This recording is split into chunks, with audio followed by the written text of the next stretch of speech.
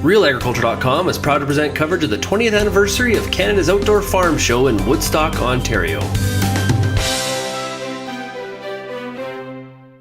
Sean Haney here with RealAgriculture.com. We are at Canada's Outdoor Farm Show in Woodstock, and I'm joined right now by Mo Agostino from Farms.com Risk Management. Welcome today, Mo.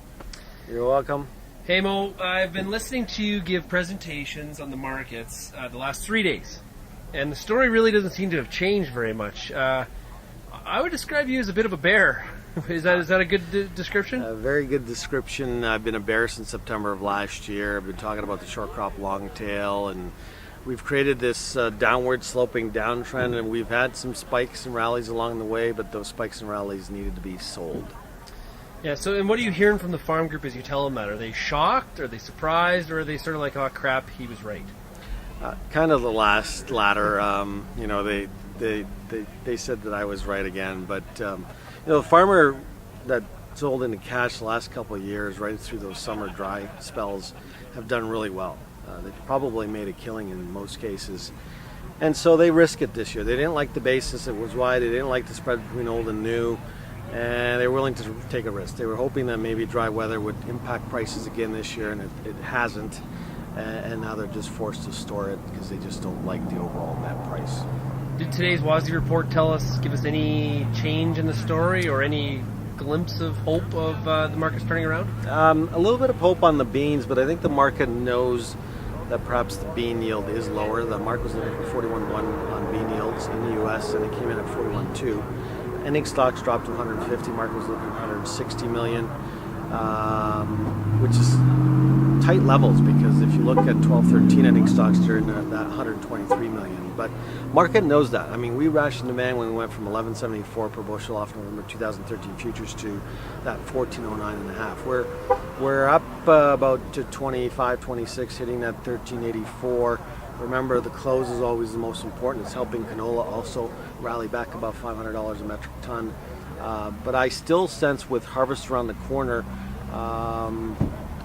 I'm hearing from farmers early harvest that bean yields in the Delta are coming in better than expected. That seems to be the theme this year. We'll see if that continues over the next couple of months. But markets did a good job of rationing when we went to 14 the third time now. May do it the fourth time, but I think after that the market has factored most of the news in. Unless you can tell me that the bean yield's coming in much lower, I think 14 is going to be pretty close to the top for 2013. And you've been saying all week to farmers that you think that the corn yields will be higher as well than possibly. Yeah, after my tour at the end of July, I felt that the yield was closer to 155, and guess what? The yield came in at 155 and change this morning this afternoon from the USDA, which was a surprise. Market was looking for 153.6. Again, hearing from early harvest in the areas outside of the main U.S. corn growing states like Tennessee, Texas, producing yields that are better than expected by as much as 25 bushels per acre, better than the record. Yes, you heard that, record. That's key. You've been telling me from Western Canada experiencing better than expected yields in canola, spring wheat. We had lots of moisture through June, July. The same weather pattern across North America. We had some heat through August. I think that heat did more good than damage, helped the late maturity crop to catch up, maybe avoid that F-word frost, and I think it's producing some bin-busting crops and better than expected yields. And I think that's going to be the theme by the time we end 2013. Okay, Mo, thanks a lot. This has been another edition of RealAg Markets. This is Mo Agostino from Farms.com Risk Management. I'm Sean Haney from RealAgriculture.com. Thanks a lot, Mo. Thanks, Sean.